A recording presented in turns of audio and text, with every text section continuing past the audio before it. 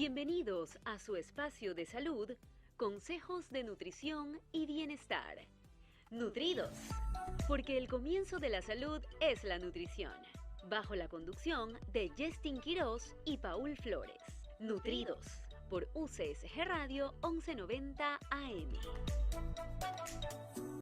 Hola, hola, ¿qué tal? ¿Cómo están? Buenos días, buenas tardes, buenas noches. No importa la hora que nos escuchen, lo importante es eso, que nos escuchen y estén atentos al programa como todos los viernes de Nutridos. Y el día de hoy tenemos invitado, aquí está a mi derecha, por cierto, Paul Flores P. Yacir Palacios, un segundo, antes que entres al saludo. Yacir Palacios, tercer strike, multa. Ahora sí va multa y es en serio, Paul. A ver, por favor, poncha esta cámara. Es multa Yacir Palacios. Así que 15% de descuento de tu sueldo. Bien. Ahora sí, Paul, continúa. Gracias. Bienvenidos una vez más a su espacio Nutridos. Hoy día con invitada especial tenemos a Berito. No sé si la puedes presentar. No, tenemos un tema que a mí me parece súper interesante. En realidad, en esta ocasión lo vamos a dar un poquito más amplio, sí, ya que estamos trabajando... vamos a estar conversando sobre salud gastrointestinal y si esta la podemos considerar como un pilar para nuestra salud. Yo respondería de entrada que sí. Al menos en la parte directamente, al menos en la parte clínica hace una gran diferencia cuando tenemos problemas a nivel gastrointestinal, es un dolor de cabeza. Así que si usted que nos está escuchando en este momento ha referido a algún tipo de problema de gastrointestinal, este programa te interesa y te interesa muchísimo. Escucharnos y volvernos a escuchar en la retransmisión también por Facebook Live, y también nos puedes escribir, por cierto, ¿a qué número, Paul Flores? Al 0998 21 21 17, porque entra en hace cortocircuito y un colapso, sí, es correcto. Al 0998 21 21 17, a ese número de WhatsApp pueden hacer sus preguntas, inquietudes, saludos a nuestro invitado, a cualquiera de las personas aquí del staff. A Lilibet, a Colón, que están allá. Colón, la voz en off, perfecto. Bien, entonces, pasamos a presentar a nuestra invitada del día de hoy. Ella es Verónica Martínez, tiene 10, no, mentira. Verónica, hola. ¿Cómo estás? ¿Qué tal? Buenas tardes. ¿Cómo te ha ido? ¿Qué tal? Cuéntanos el saludo al público, por favor, gracias. Bueno, hola a todos y muchas gracias a Justin y Paul por invitarme a hablar hoy día sobre este tema que a mí me encanta. Hoy vamos a hablar, como bien lo dijo Paul, un poco vamos a tocar este tema que tú bien lo dominas y creo que ha aumentado pues tu labor divulgativa en los últimos 3 años, ¿puede ser? ¿3, 4 años? Sí. Más o menos. Ha aumentado pues muchísimo ese tema sobre la salud digestiva. Sabemos que también hiciste tu especialidad, etcétera. No es orientada específicamente a eso, pero sí que tocaste algunas cosas en relación a salud digestiva. Entre esos, pues, tu tema de tesis, ¿cierto? Correcto. O sea, yo hice un máster en nutrición clínica, pero sí me especialicé en patologías digestivas. O sea, en FODMAP. Ajá. Vale, has hecho todo ese, digamos... Esa era como la mención de la era por separado. Yo creo que lo he hecho por separado. Okay. Sí. Es verdad, ella ha tenido ese temas formativos en relación a esta salud digestiva. ¿Y qué es lo que te ha llamado la atención y por qué surgió esta, digamos, indagar sobre salud digestiva? Bueno, primero porque a medida que iba pasando el tiempo, desde que empecé a trabajar, me daba cuenta que mucha gente tenía problemas digestivos y no le prestaban tanta atención. Muchas personas lo llegaban a normalizar porque ya se acostumbraban a que toda la vida han tenido X problema, ya sea hinchazón, gases, intolerancia a algún alimento, y aprenden de cierta forma a vivir con eso, pero no se dan cuenta de todas las consecuencias que puede haber si es que ese síntoma o esa patología no se trata. Y además de eso me di cuenta, ya sea por toda la formación que he tenido y por experiencia, que también todos estos síntomas y estas patologías están asociados con muchísimas otras enfermedades más. La mayoría de las enfermedades nacen del intestino y es por eso que me interesó mucho especializarme en esta parte específicamente. Y seguir investigando de aquello. Exacto. ¿Qué es lo más difícil que tú has visto en relación o en torno a a este órgano, a este tubo digestivo?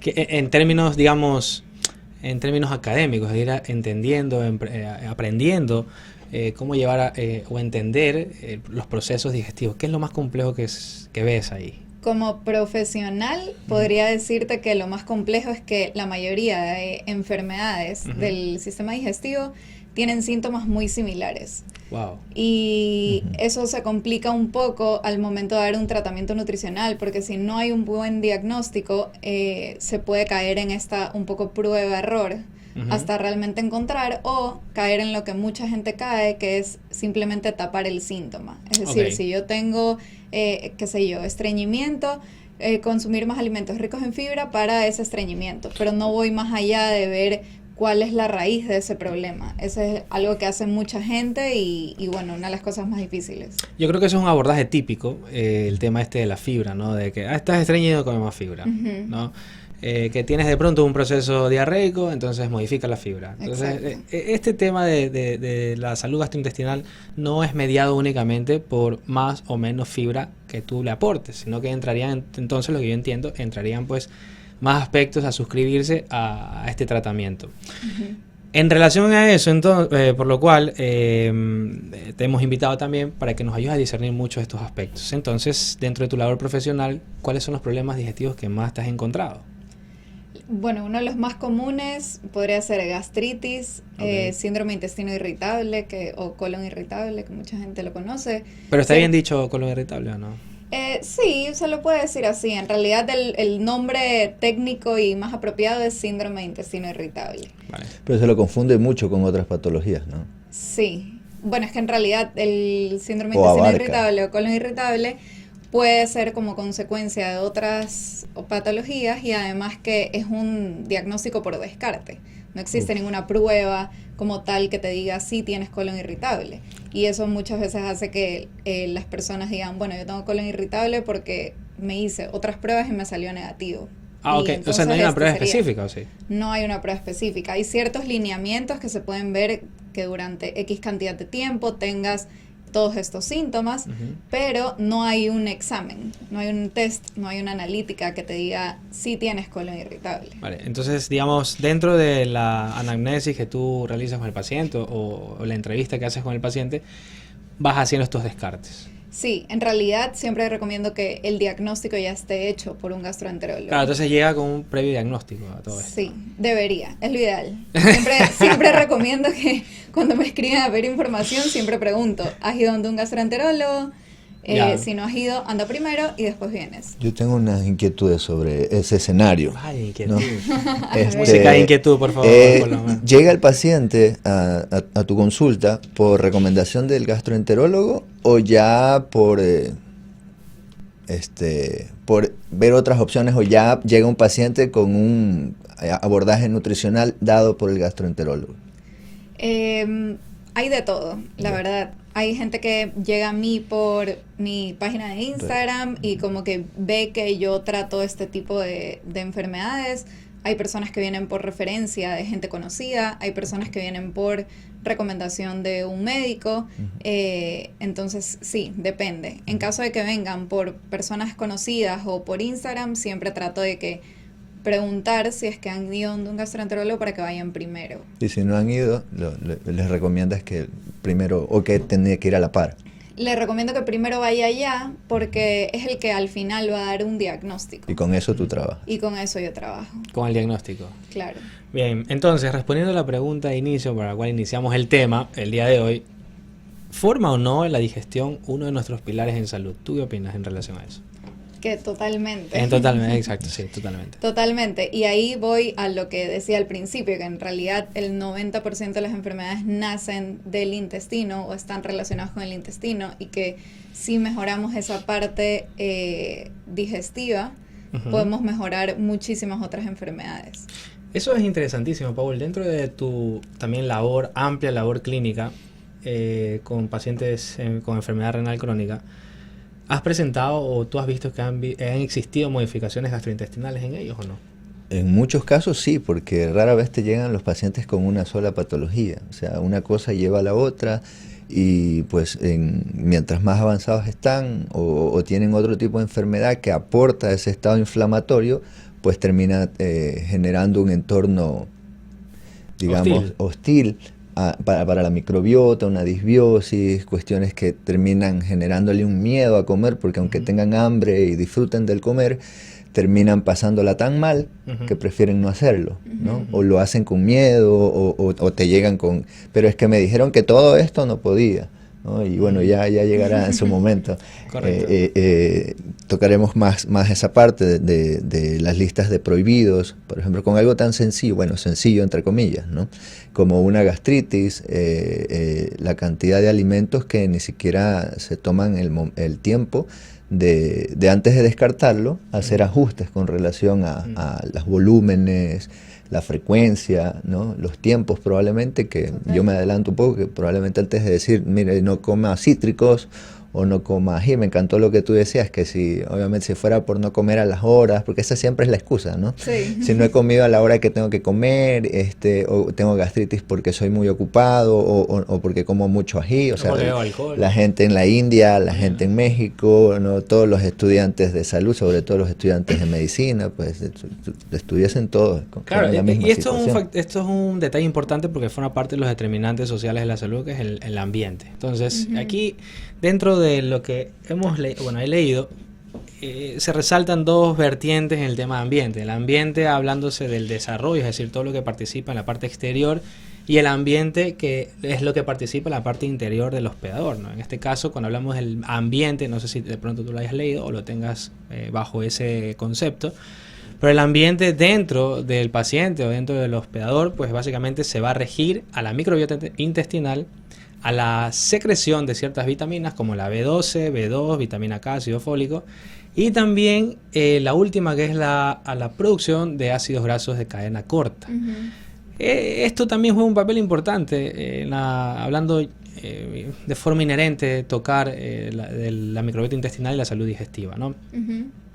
¿Qué tan importante es esto para nuestra salud?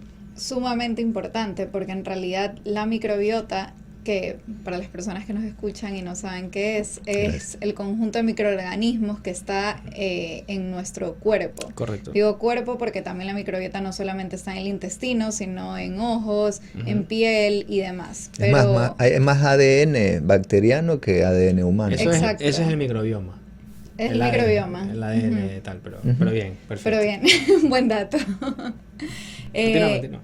Entonces, esta microbiota, específicamente intestinal, tiene que estar equilibrada y diversa para poder considerarse saludable. Diversa. Y si hay un desequilibrio, que se le llamaría una disbiosis intestinal, puede ocasionar muchísimas enfermedades, intolerancias alimentarias, alergias, alteraciones en estado de ánimo, en todo. Todo el estado de ánimo. Ecosistema interno. El ecosistema intestinal, ahí yo iba. Para todo esto, otro de los reportes también que nace de cada vez que se ha profundizado la historia con la microbiota intestinal, hablamos también de cuánto equivale en su biomasa. Estamos hablando de 0.2 kilogramos de peso que tiene o que representa solo la microbiota intestinal. Como bien lo dijo Vero, para todos los que nos están escuchando y los que recién se están conectando, tenemos microbiota en todo el cuerpo, ¿no? Microbiota de la piel, en los ojos, en la boca, etcétera. Pero hablando específicamente del tubo digestivo, y se aloja en su gran parte en el intestino grueso, ¿verdad? Tiene ese peso, esa biomasa de 0.2 kilogramos de peso. Bien, entonces, lo que yo logro entender también a todo esto, lo que nos comenta Verónica, es que va a depender muchísimo, está bien que lo diga así de forma absoluta, va a depender muchísimo nuestra salud de cómo yo tenga o cómo yo trate a mi tubo digestivo, o no va a depender tanto así. Para mí sí, y hay muchísimos estudios que lo relacionan incluso. Okay. El tema de la microbiota, el tema de las mucosas, el tema de deficiencias nutricionales, porque al final todo lo que nosotros comemos, si es que nuestro sistema digestivo no está bien, puede que no estemos absorbiendo muchas partes, puede que nos esté haciendo un poco mal ciertos alimentos y por eso evitamos comerlos, y todo eso va a alterar mi estado nutricional en general. Pablo, ¿vas a decir algo? No, algo con relación a los tiempos, porque rara vez son cuestiones agudas, ¿no? De días, semanas, más allá de una infección intestinal o algo así, pero sino más bien esto sucede por repetir ciertas costumbres, como por ejemplo la automedicación, el utilizar antibióticos de manera exagerada, frecuente, sin una receta médica, ¿no? ¿Qué ¿Qué otras situaciones? Bueno, creo que vamos al primer corte. Dale, sostén esa pregunta. Acá tengo otras 2 preguntas más que nos están haciendo por Instagram, que también se las voy a hacer a Verónica. Perfecto. Así que después del corte volvemos y respondemos todo eso. ¿Okay? No se desprendan. Ahora volvemos con su espacio de salud, Nutridos. Estamos presentando su espacio de salud, Nutridos. Bienvenidos de regreso a su programa Nutridos. Les recordamos que hoy estamos con invitada especial, Verónica Martínez. Estamos hablando de un tema súper importante como es un pilar de la salud, la digestión. Gracias. Y recordarles que también cualquier inquietud que tengan sobre este tema o alguna recomendación, tenemos el número del 0998 21 21 17 para que hagan sus preguntas. Antes del corte anterior nos habíamos quedado revisando cuáles eran ciertos comportamientos que podrían alterar ese ecosistema. Hablábamos de la microbiota intestinal, que es todas estas bacterias, no solo bacterias, también incluyen ciertos hongos, hasta algunos parásitos y virus, ¿no? Parásitos, ¿no? Entonces, esta microbiota, que es como ese sistema que tenemos dentro de nuestro intestino, cómo se ve afectado por ciertos comportamientos. Yo toqué el uso de antibióticos, ya que normalmente las personas, incluso para situaciones virales, se usan antibióticos, sí, ¿no? Sin saber digamos, sin tener un diagnóstico diferenciado. Entonces, eso, ¿qué tanto puede llegar a afectar y qué tan rápido podemos salir de ese cuadro? Obviamente por cuestiones crónicas. Claro, sí, el problema muchas veces es ese uso excesivo, cuando lo hacemos de una manera tal vez un poco irresponsable, porque por supuesto, si es que en caso de que tengamos alguna infección y necesitemos un tratamiento con antibióticos recomendado por un médico, está perfecto. El problema muchas veces es cuando nos automedicamos, y no únicamente con antibióticos, sino también ibuprofeno, paracetamol, antiácidos, que muchísima gente toma antiácidos como si fueran caramelos. Como si fueran tic-tac. Medio que sienten que van a consumir algo que les puede hacer un poquito de daño, les puede causar un poco de acidez, y antiácidos. La aspirina también entraría ahí. La aspirina también entraría ahí. Entonces, el problema muchas veces es que todo este exceso de medicamentos, más allá de la alimentación y el estilo de vida que tengamos, hace que en nuestro estómago ya empieza a alterarse ciertas cosas, especialmente la producción de ácido.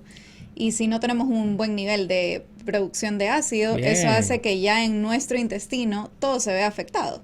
Porque imaginémonos que el tubo digestivo, o sea, tiene un orden. Y si ya en el estómago empieza a haber algún problema, por supuesto en el intestino va a llegar ese alimento sin digerirse completamente. ¿Cuáles serían esas pastillas que mencionaba? Como el omeprazol es una. Omeprazol, por ejemplo, sí. Ahí en la mayoría, o sea, vas a comer algo que te hace daño, comida o alcohol, o sea, te tomas eso o magaldrato, que es como que lo común, o lo más accesible, pero asumo que hay más. ¿Cuáles son esos medicamentos que menciona? Que unos que los toma como caramelo. Decir. Ok, lo que Vero estaba explicando un poco era en relación de que esa actividad o esa práctica común que es de la automedicación, independientemente del nombre del medicamento, te va a provocar esos problemas. Porque esto lo usamos como, qué sé yo, como una curita tratando de tapar una hemorragia que es enorme, ¿no? Esto en términos metafóricos, no estoy diciendo que sea igual, ¿no?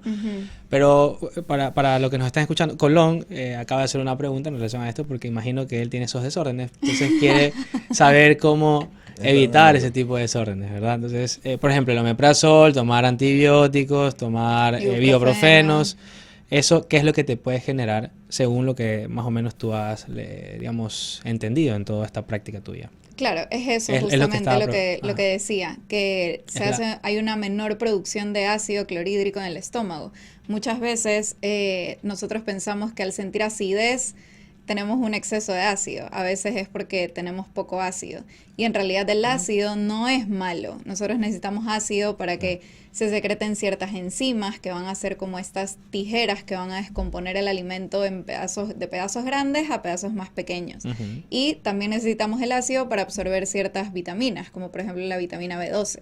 Entonces, si es que nosotros no tenemos suficiente cantidad de ácido, ya que puede ser una consecuencia del exceso de medicamentos, esto hace que el alimento no se digiera bien a nivel estomacal. Y el comer rápido. Y por lo tanto también va a llegar sin digerirse bien al intestino. Entonces ahí empiezan síntomas no solamente de acidez o reflujo, sino también de hinchazón, gases o alteraciones en la parte digestiva. ¿Escuchaste, Colón? Ya está respondida a tu pregunta. Pero eso también aplica para, por ejemplo, pastillas, por ejemplo, dolor de espalda, o solamente con esas pastillas que es para comida. Ahí entraban el ibuprofeno y el paracetamol. Claro. Lo veo un poco preocupado con lo todo esto.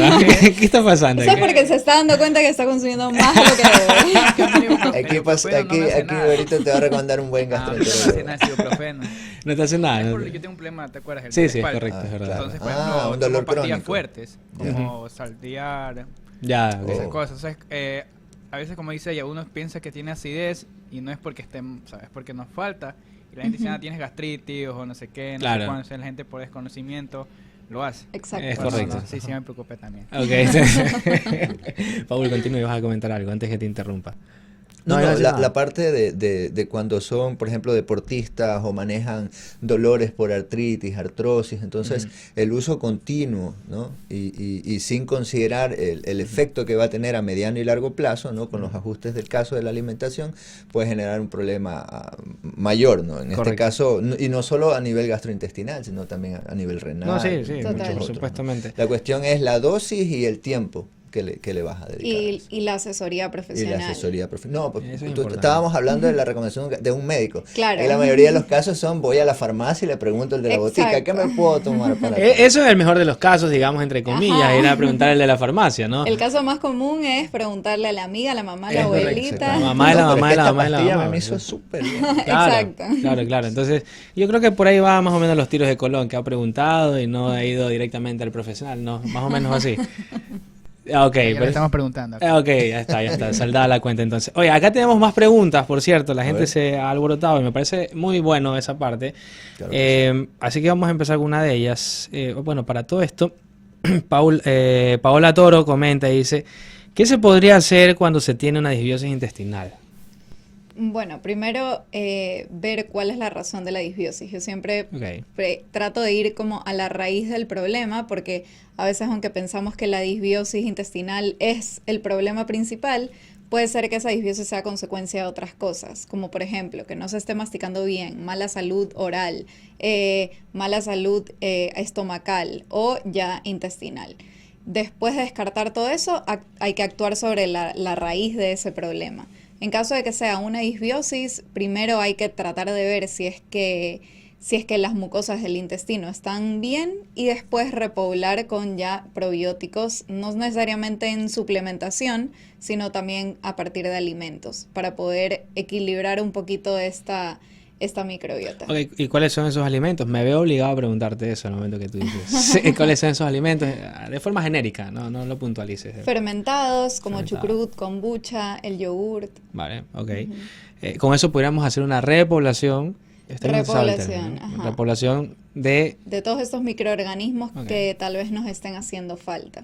Muy bien, perfecto. Ahí entra un poco la complejidad del caso también del paciente. Si es una persona que nulo para la cocina y te dicen, no, pero es que yo soy visitador o soy vendedor, yo como fuera todo el tiempo. Entonces la plena, ¿cómo haces ahí? La plena. Claro, ahí es un poco complicado, pero algo que yo siempre digo es que si queremos ver un cambio hay que cambiar. Y si es que tenemos algún problema y queremos ver una mejoría, algún esfuerzo tenemos que hacer. Organización en el tema de la cocina, ver en qué momentos del día podemos incluirlos, o en el caso de que realmente no se pueda o que se está complicando mucho, una suplementación puede ser bastante útil. Muy bien, voy a hacer un pequeño paréntesis porque se me estaba pasando algo importante para la gente que nos escucha. Ya que estamos hablando de chucrut y de cocina y todo, Vero también tiene una certificación en gastronomía. Si no es verdad, sí. Tienes razón, me estaba saltando. Es completa esta chica. Aparte de que nos dice qué hacer con el tubo digestivo, nos enseña a cocinar también. Apagamos las luces y vámonos en este momento. Otra pregunta hay por acá que lo hace nutricionista sin dieta. Este es Yacir, pues, ¿no? Ajá. Es Yacir Palacios, ¿no? Que no está aquí. Que no está aquí y él quiere que, Yacir, digamos... al 0998-2121-17. Exacto. Por allá envíala. Por aquí no vamos a consultar, no, mentira. Bueno, dentro de esa pregunta que él hace o nos hace, dice que si con las intolerancias alimentarias... ¿nacemos o eso lo vamos adquiriendo en lo largo de nuestra vida? ¿Cómo va esa situación? Generalmente se va adquiriendo a lo largo de la vida. Y algo importante aclarar es que muchas veces esas intolerancias son irreversibles. A veces pensamos que somos intolerantes a algo y nos quedamos con eso, simplemente eliminamos todos los alimentos que tengan ese componente, pero en realidad muchas veces las intolerancias vienen como una consecuencia de un intestino permeable. El intestino normalmente está sellado y a veces por ciertas cosas, ya sea por problemas en el estómago, por estilo de vida, por alimentación o por cualquier otra cosa, este intestino se empieza como a abrir un poquito, como si fuera un colador, una cernidera. Y ahí se filtran no solamente los nutrientes que nosotros deberíamos de absorber, sino también toxinas. Estas toxinas, cuando ya llegan a la sangre, hace que una de las consecuencias sea que seamos más propensos a tener intolerancias. Muchas veces eso se puede ver cuando las personas dicen como, antes yo comía de todo y no me pasaba nada, y de la nada de un día para el otro ya no tolero tal y tal. Ajá. Es verdad. Siempre pasa eso. Eso es como muchas veces pasa eso. Ajá. Es verdad, yo se lo he escuchado en muchas ocasiones. ¿Qué más ibas a comentar? Y que ahí la solución no sería simplemente eliminar el alimento al cual eres intolerante, sino corregir y sellar este intestino. ¿Y eso se lo hace qué? ¿Con medicamentos? ¿Se lo hace con dieta? ¿Se lo hace con suplementos? ¿Cómo es? Con ambos. Alimentación y suplementación. Muy bien, perfecto. Paul, ¿ibas a decir algo más? ¿Qué tanto efecto puede tener, por ejemplo, la misma persona que dejó de comprar lo que le dijo la vecina y otra vecina le dijo, tienes que comprarte probióticos? Sin hacer los cambios, obviamente, del contexto del estilo de vida, ¿se puede ver alguna mejoría o no necesariamente? ¿O hay algún riesgo de utilizar probióticos sin un buen acompañamiento? Sí, por supuesto, dependiendo de la persona y de qué tenga. Muchas veces las personas tienen, por ejemplo, hinchazón, ruidos intestinales, estreñimiento, diarrea, gases, etcétera, y escuchan que los probióticos son buenos para el tema digestivo. Y muchas veces estos síntomas pueden ser de un síndrome de intestino irritable como de un SIBO, que es un sobrecrecimiento bacteriano. En caso de que demos probióticos y ya tenemos un sobrecrecimiento de bacterias, estamos metiendo más bacterias, muchas veces los síntomas empeoran. Entonces esto puede crear que todo el ambiente intestinal se altere y sea un poquito más difícil corregirlo. Entonces por eso yo siempre digo que hay que hacer todas las pruebas pertinentes, asesorarse de un gastroenterólogo y después nutricionista antes de consumir cualquier suplemento por consumir, porque nos puede hacer más daño del beneficio que estamos buscando. Claro, es verdad, podemos empeorar esa situación, sobre todo en este tema del SIBO. Otra pregunta más que hay aquí, nos preguntan ¿qué alimentos se deben de evitar cuando se sufren del tan famoso colon irritable? Ok, vamos a lanzar esa pregunta, la sostenemos ahí al aire y ahora que volvemos, pues la contestamos. ¿Te parece, Vero? Perfecto. Vale, ok, nos vamos. Ahora volvemos con su espacio de salud, Nutridos. Estamos presentando su espacio de salud, Nutridos. Hola, ¿cómo están? Bienvenidos una vez más. Ya estamos aquí en el retorno del programa, el tercer bloque. Me confundí, si es verdad, Colón, no me miras así, tienes razón. Bien, ya estamos aquí ya de regreso. Estamos haciendo una pregunta a Verónica. Antes de eso queremos dar un anuncio formal. Paul, por favor, empieza con el anuncio, lo doy yo. Yacir Palacios, si nos estás escuchando, yo creo que sí. Creo que ya estos van a ser tus últimos días. Ven a recoger nomás. Sí, ven a recoger nomás tus cosas. La oficina creo que ya va a quedar limpia. Y va a venir Verónica Martínez a todo esto. Bien, es mentira, Paul. Ok, va. La siguiente pregunta que nos estaban haciendo es ¿qué alimentos se deben de evitar cuando se sufre el tan famoso colon irritable? Que ya lo dijiste que técnicamente no es colon irritable, sino síndrome de intestino irritable. Así es, ¿no? Exacto. Vale, ok. ¿Lo dije bien? Ajá. Perfecto, dale. Vale. Bueno, aquí sé que a muchos no les gusta esta respuesta. Muy bien. Pero en realidad depende. Muchas veces las personas, bueno, la mayoría de personas con síndrome de intestino irritable lo que suelen hacer es eliminar todo lo que ellos detectan que les hace mal. Generalmente suele ser cebolla, ajo, todas las leguminosas como lentejas, garbanzos, frijoles, por ahí algunos frutos secos, etcétera. El problema es que todos esos alimentos nuestro intestino los necesita, porque van a ser de los más nutritivos para nuestra microbiota. El problema al eliminarlos es que nos podemos sentir mejor, eso es algo bueno, pero a la larga podemos causar otros problemas, como una disbiosis, por ejemplo. Entonces, no existe como tal un alimento que se tenga que eliminar cuando hay un síndrome de intestino irritable. Pero, por ejemplo, una de las estrategias que se puede hacer es una dieta baja en FODMAP. Sí, ya iba. Esa era la otra pregunta que te iba a hacer, entonces. Ajá. O sea, que las dietas libres de FODMAPs son las más adecuadas para el tratamiento dietético alimentario en estos pacientes que presentan síndrome de intestino irritable. No necesariamente, todo depende de la persona, pero sí es una de las estrategias por ahí más utilizadas, más estudiadas. El problema con esta dieta es que tiene una fase, que es la primera fase que dura más o menos entre 2 y 6 semanas, casi siempre van a ser 3, 4, que es un poco restrictiva. Entonces, no es una dieta que se recomienda a todo el mundo, porque si esa persona tiene un estado de salud muy deprimido, o es un niño, o es una embarazada que necesita sí o sí tener todos los nutrientes, no sería algo que se recomiende. O si es una persona que tiene antecedentes de un trastorno de conducta alimentaria, tampoco podemos recomendarle que restrinja durante X cantidad de tiempo nutrientes y alimentos. Entonces, no se lo recomendaría en esos casos. Todo va a depender de la persona, pero sí es una dieta que se utiliza mucho. Ok. Entonces, ¿qué es lo que a ti te lleva o te conduce? Perdón, Paul, que no te deje preguntar. No, ¿Me disculpas? Dale, ok. Aprovecho. Es que cada vez me genera más dudas. Entonces, ¿qué es lo que a ti o cuál es el indicador que a ti te dice, sí, necesitamos hacer una dieta libre en FODMAPs, o no necesitamos hacer una dieta libre en FODMAPs? ¿Cuál sería ese indicador tuyo? Si es que es una persona que es sana en general, es un adulto, no está embarazado, no tiene requerimientos nutricionales específicos, no tiene otra enfermedad, en ese caso sí, probablemente la recomendaría.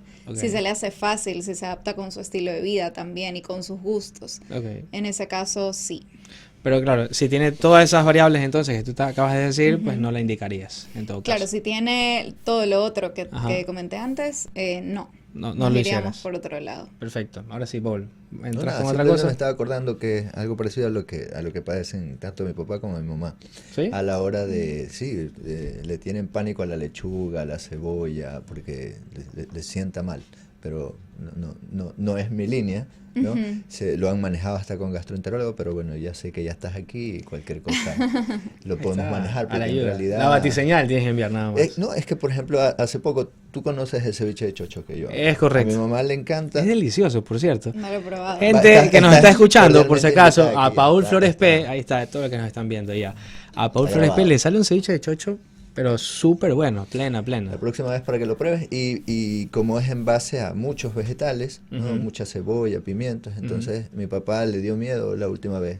Se llenó de gases. Entonces, pero no con con otros alimentos. Pero ¿por qué se da eso, Verónica? ¿Por qué las personas se llenan de gases después de comer alimentos, digamos, así, de esas características? Por la cantidad de fibra, principalmente, cuando es mucha fibra de golpe también, las personas a veces no están acostumbradas a consumir un nivel normal, alto de fibra.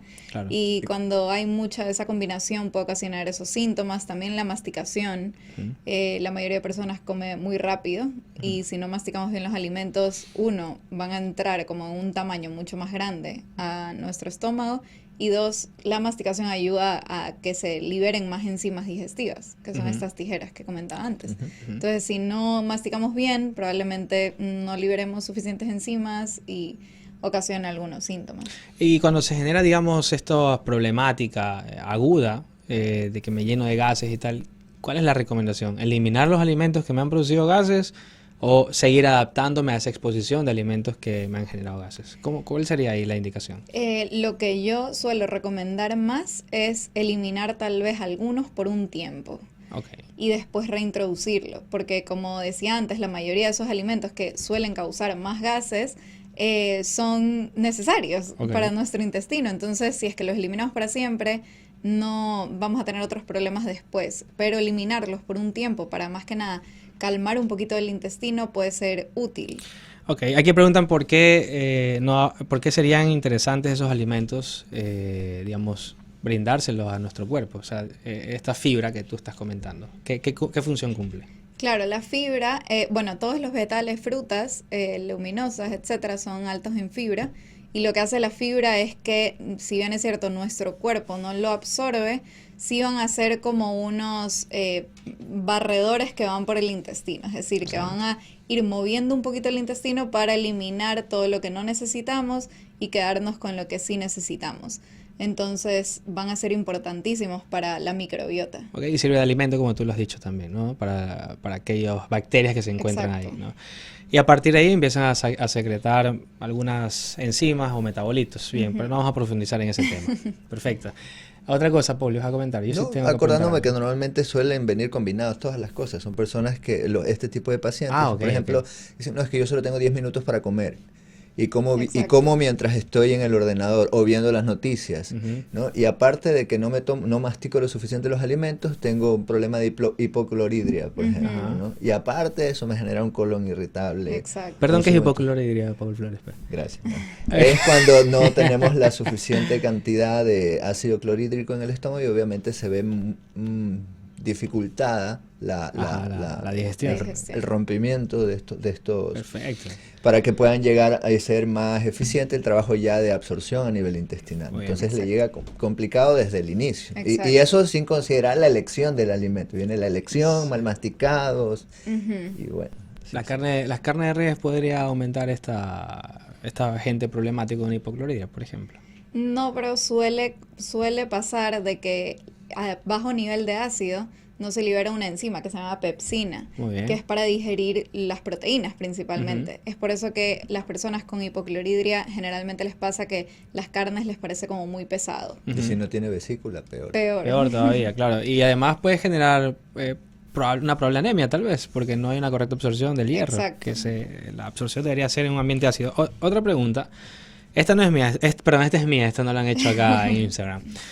Hay dos vertientes o hay dos ramas de problemas a nivel intestinal. El síndrome de intestino irritable y luego están las enfermedades inflamatorias intestinales. ¿Cuál es la diferencia de estas dos? Rapidito, sí. Son diferentes. La enfermedad inflamatoria intestinal sí tiene un diagnóstico como tal y puede ser, por ejemplo, colitis ulcerosa, enfermedad de Crohn. Ya son otro tipo de enfermedades que son mucho más complejas. ¿Y más agresivas? Sí, hay que cuidarse un poquito más. Vale. Sí, puede haber más complicaciones. Más a nivel de piel y otras cosas, también. ¿no? Sí, también, de piel. Y el síndrome de intestino irritable involucrarían ya todas las que habías comentado hace un momento, ¿no? No, o sea, el síndrome de intestino irritable no tiene nada que ver con la gastritis, ni hipocloridria, ni nada de eso. ¿Ah, sí? Es una alteración del colon. Okay. Como tal, ¿no? O sea, es un trastorno digestivo funcional. Esa Muy es como bien. la descripción. Se la saqué con cuchara adecuada. porque no quería decirlo, no sabía cómo. Que no sabía si iba a ser muy complicado. No, está bien. Es un trastorno funcional. Exacto, es decir, que se van a ver alteradas sus funciones. Muy bien, perfecto, hacia allá vamos. Ok, eso es una de las, patologías o enfermedades que más común o más frecuente tiene la población a día de hoy. ¿Tienes algún dato estadístico, epidemiológico que conozcas aquí en Ecuador? Aquí en Ecuador no sé, pero en el mundo alrededor del 15%, el 7 al 15% me parece que eran las estadísticas. Ah, sí, más o menos. ¿Tú qué opinas, Paul Flores? Yo creo que sí, fácilmente estaríamos por el 15. Y tiene que ver mucho también desde el nacimiento, ¿verdad? Si hablamos de microbiotas, de que sea una cesárea, un parto vaginal, muchas de estas condiciones van a favorecer o no que termines teniendo esta situación. Muy bien. Sí. Ok, otra de las cosas que teníamos también para hablar el día de hoy era toda esa miscelánea de patologías que en algún momento tú la has tocado y la habíamos visto en Instagram, ¿verdad? Que había comentado ella. Pero, por ejemplo, las intolerancias. ¿Cuántos tipos de intolerancias conocemos hasta el día de hoy? Hay millón. Sí, hay bastantes. A la lactosa. Pero ¿cuáles son las más frecuentes? La más común es la de lactosa. Okay. Intolerancia a la lactosa. Y luego viene la de la fructuosa. Tal vez sea. No sé ningún dato estadístico que sepa el orden de un estudio científico. ¿Cuál es el orden adecuado? Pero la más frecuente, digamos, lactosa por rutina, seguro. lactosa segurísimo. Sí. ¿No? Y más o menos, ¿por qué se haría esto? Por distintas razones. Muchas veces, en general, cuando vamos creciendo, la enzima que se llama lactasa, que es la que ayuda a digerir la lactosa, se va perdiendo un poco. Entonces, muchas veces cuando somos pequeños sí toleramos los lácteos y ya cuando somos más grandes ya poco a poco nos empieza a hacer un poquito más de daño. ¿Qué pasa, Colón? Que adentro está dentro de cabina. Comenta. Es que la leche de pequeño a mí me gustaba. Y muchos de los problemas de hoy en día... ¿Y qué pasa? Muchos de los problemas hoy en día es por eso, por la falta de sería calcio, ¿no? No sé. Entonces... A ver, rebobina la pregunta. A ver, Colón, por favor. Es que dice que uno es... O sea, a mí no me gusta la leche actualmente, pero de pequeño, por lo general, combatir ese tipo de cosas. Que yo las he dejado porque, o sea, siempre tiene que ser leche semidescremada. O sea, hay diferentes como que categorías de leche para poderlo como que, o tal vez admitir o tener que tomarla. Okay. Entonces, muchos de los problemas que tengo, asumo que es por esa falta de esa enzima. Ajá. Ok. Entonces tú dices que cuando ingieres de pronto una leche entera te genera estos problemas intestinales. Sí, con las leches lactosadas no se da el problema. Claro, es como que a veces la semidescremada la siento como si tuviera como que agua. Ajá. Y ahí sí como que sí la puedo, digamos, digerir o tomar, pero siempre combinada y no así como que en su estado puro. Ok. Pero ahí en ese caso la lactosa no sería el problema. Claro. Si toleras bien la semidescremada. Sí, eso, a ver, claro, ¿a dónde está el problema? Es mental. Es correcto. Ajá. En tu caso. Claro, pero puede ser que eso que ha derivado mucho de los problemas que actualmente, por ejemplo, con mi espalda, que en su mayoría tú de pequeño tomabas esto, y es porque... No creo, no creo que sea muchas veces es mental, pero es importante lo que ella dice, que hay gente que... Sí. Que la deja de tomar y creo que es importante conocer ese tipo de información. Sí, es correcto. Hay mucha gente que la saca innecesariamente, pasa de tomar leche entera a leche lactosada porque se enteró que existe la leche lactosada y le dijeron, mira, esta es mejor, esta me mandó mi médico. Y yo también la tomo. Y esas personas en el mediano plazo, cuando quieran tomar leche entera, probablemente tengan el problema que no tuvieron cuando conocieron la deslactosada. Exacto. Pero ahí, solo aclarando lo que decía Colón. Es que... tu apellido, tu nombre, perdón. Si es que se tolera la leche semiescremada y no la entera, el problema no es de la lactosa, porque la semiescremada también tiene lactosa. Entonces probablemente tenga algo que ver con la grasa.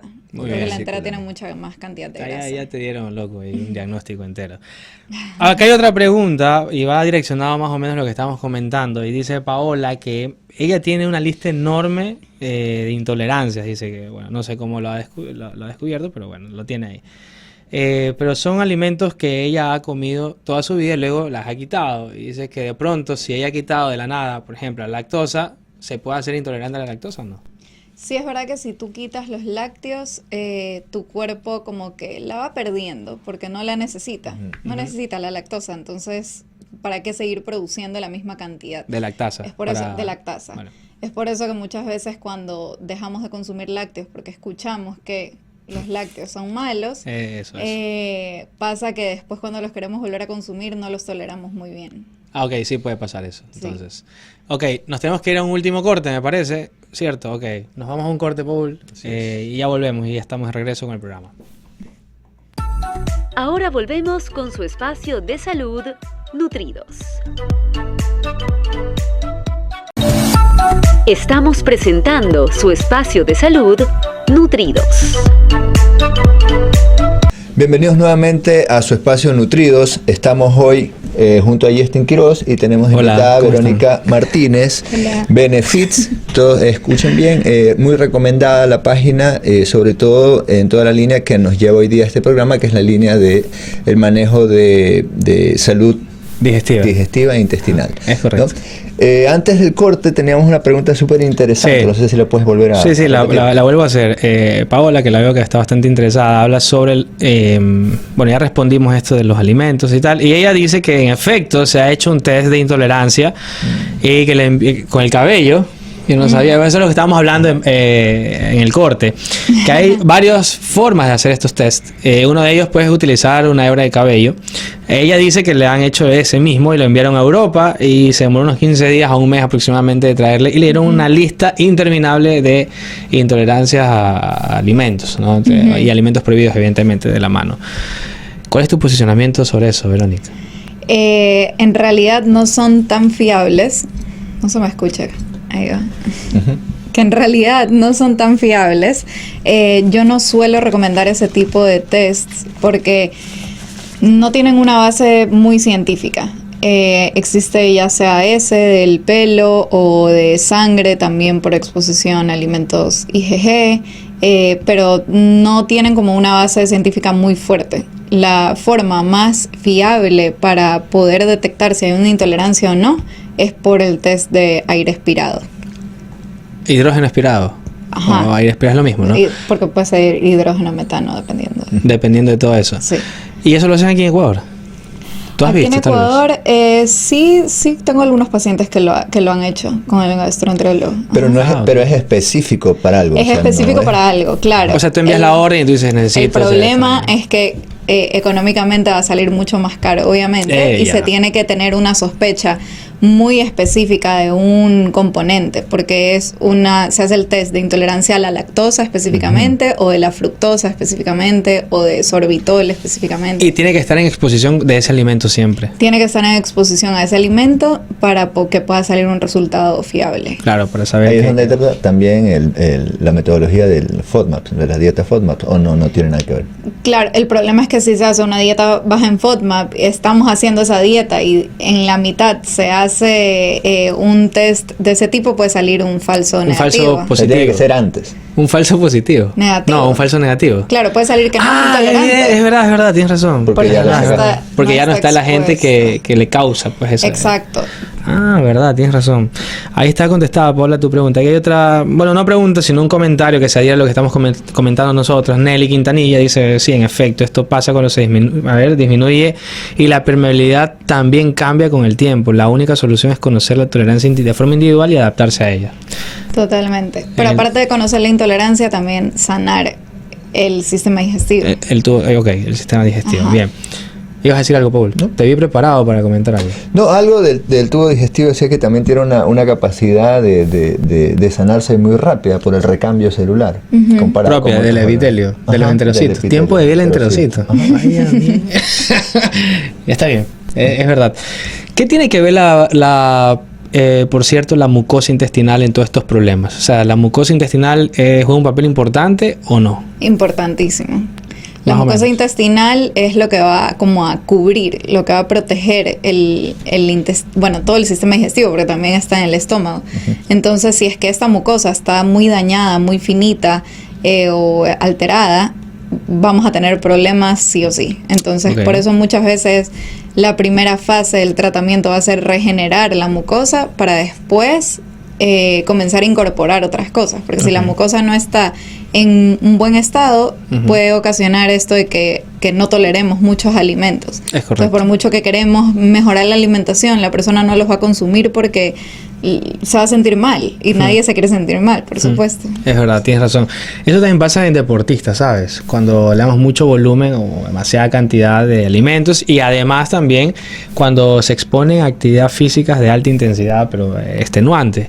Les crea unas... Claro, ¿cómo? No, digo, sí, todos esos son parámetros que hay que considerarlos antes incluso de los alimentos, ¿no? El sueño, el alcohol, el tabaco. Es verdad, tienes razón. Ok, más preguntas hay por acá, me parece. No, ya no hay más preguntas. No, sí, aquí David, David Luis va a decir. David, que es un fisio, que es el fisioterapeuta, puede ser. Sí, está bien, ¿no? Ok, de Orense Fútbol Club. del equipo de representación de Machala, habla sobre el tema del colon irritable. O sea, ¿está relacionado o no el colon irritable con algún tipo de dolor lumbar o no tiene nada que ver eso? Muchas veces cuando el colon está muy inflamado, sentimos dolor en la parte de la espalda. Ok. O sea, sí, más o menos no necesariamente hay un dolor, o sea, va a tener como consecuencia un dolor en el músculo de la espalda ni nada por el estilo, pero sí lo podemos sentir ahí, porque justamente ejerce una presión. Es como que se irradia el dolor hacia esa zona. Pero claro, el problema no, en ese caso, digamos, no sería la espalda, sino el colon. Que se ponga una crema, ¿no? Ahí escuchaste, Luis. David, perdón. En todo caso, ese más o menos van los tiros por ahí. Lo que pasa es que también dentro de la parte dietética juega mucho es un rol o es un papel muy determinante, ¿no? El tema de la alimentación.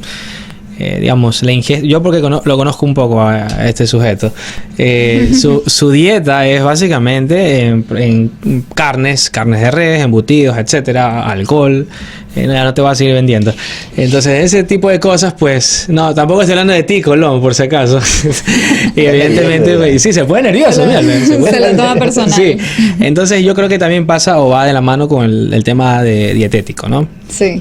Ahora, los ajustes a nivel alimentario, ¿cuál pudiera ser una recomendación de forma general? Ahora ya para ir despidiendo ya el bloque.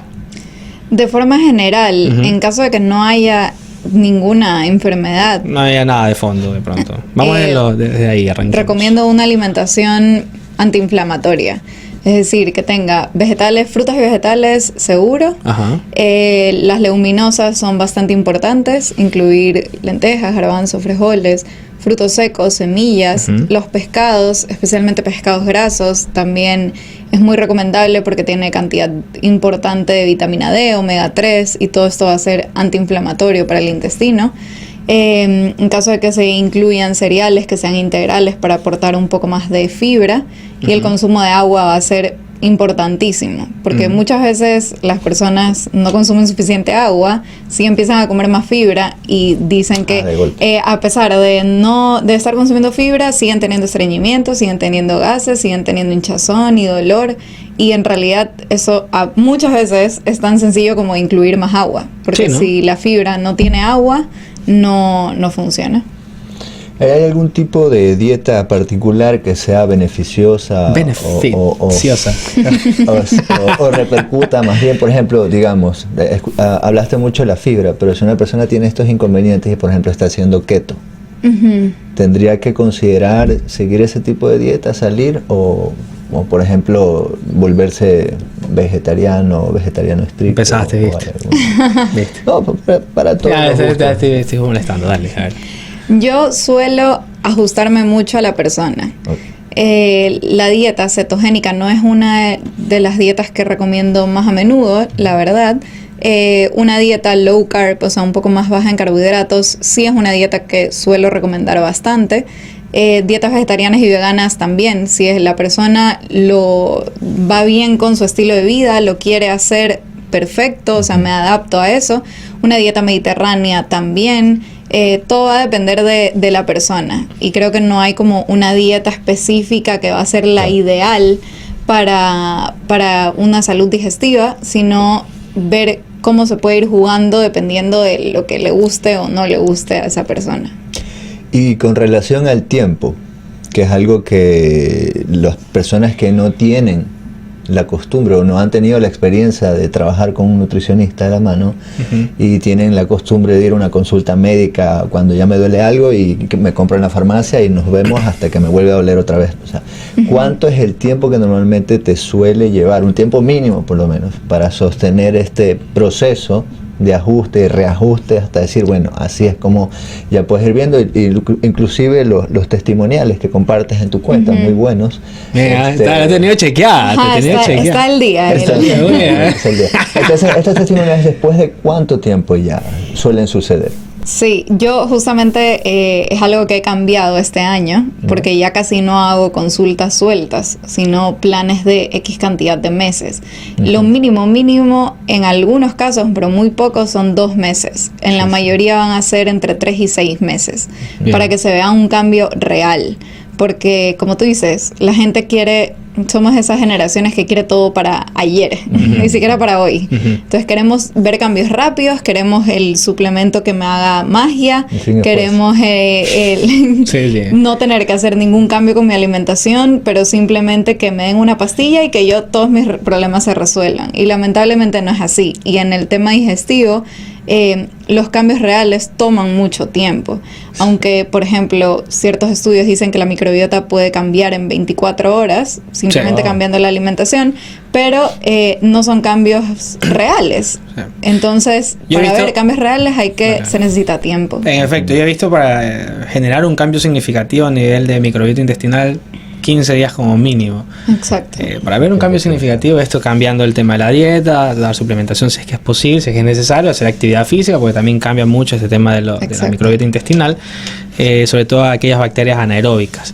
No vamos a profundizar más en ese tema, porque no se trata de eso. ¿Cuánto nos queda, Colón, para todo esto? 2 minutos. Bien, estos 2 minutos, Verónica, aquí preguntan y han quedado maravillados con tu explicación, por lo cual dicen, ¿me pueden ayudar con el dato de la nutricionista? Es decir, tus medios de contacto para que ellos puedan hacer el acercamiento contigo y generar una consulta. Perfecto. ¿Te parece si empezamos con tus redes sociales, por favor? Mi Instagram es Benefits, pero es un poco difícil de escribir. No, es sencillo. Pongan en el buscador Verónica Martínez. Benefits o Verónica Martínez, les va a salir directamente ahí mi página. ¿Tienes algún mail, tal vez? Mi mail, benefits@gmail.com. Mi página web, www.benefitsnutrición.com. Así está. Número de teléfono no lo va a dar por aquí. En todo caso, cuando ya hagan el contacto, ahí ya... En mi página de Instagram está el link directo para el WhatsApp. Ya está. Entonces vayan a la página de Instagram, los que ya quieren hacer esa interacción con ella. Pero todo en temas profesional, que vamos a estar escribiendo por otras cosas, ¿ok? Nos vamos, Colón, entonces. ¿Te parece? Nos despedimos, Paul. Nos despedimos, lástima. Nos despedimos. Este programa quedó interesantísimo. ¿Ya se fue? ¿Sí, no? Sí, ya se fue. ¿Te despides? Sí, hasta el próximo viernes. Esperamos poder tenerte nuevamente por aquí dentro de poco para poder profundizar un poco más en alguno de todos estos datos que hemos estado considerando, porque la digestión y la salud intestinal da para bastantísimo. La digestión es la cuestión. Así es. Exactamente. Muchísimas gracias por tu tiempo. ¿Te despides, Vero? Sí, bueno, público, que muchas gracias a ustedes por invitarme. Yo feliz de estar acá y gracias a la gente que hizo las preguntas, compartió y nos escuchó. Es correcto. Bien, entonces nos despedimos una vez más aquí en este viernes. Nos vemos la próxima semana con más cosas en torno a la parte de alimentación y nutrición, así que no duden en escucharnos, no duden en hacernos las preguntas. Nos vemos. Primero pienso y luego como, ya saben. Bye, chao. Adiós.